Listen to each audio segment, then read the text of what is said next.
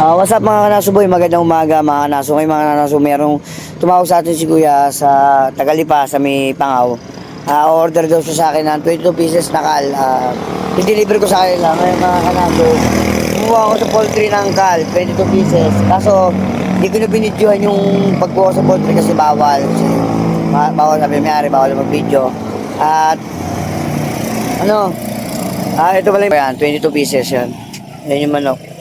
22 pieces na pesos. Malaki yan, malaki manok. Kinuha natin yan sa San Jose, Batangas. Ngayon, nandito nga pala ako sa boundary at papuntang ng San Jose. Dito shortcut tayo papuntang Lipa. So, ipangawala naman yung dideliveran ko.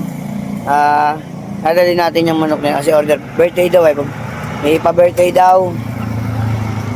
Kayo lang, deliver muna natin tong ating manok papunta sa Lipa, sa may Pangaw. Okay, let's go.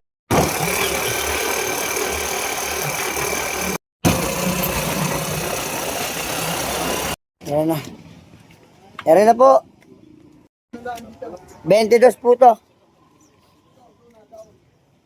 Nandito na tayo sa pagdadala ng kayo. Ayan po, 22 pieces. Magkano na ba? Pa? Magkano? 1980 po. 1980 po ang TV niya, nukal niya, no? Bababa na natin yung kal.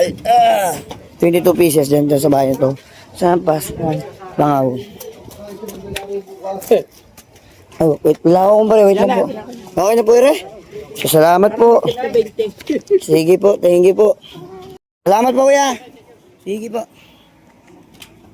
Mga naso, nababayan natin yung kal natin doon na kuya. Binayaran tayo ng 2,000 pesos sa 22 pieces naman. Yun lang, maraming salamat. Gusto nyo magpa-order, chat nyo lang ako dito. Comment lang. Maraming salamat. Bye.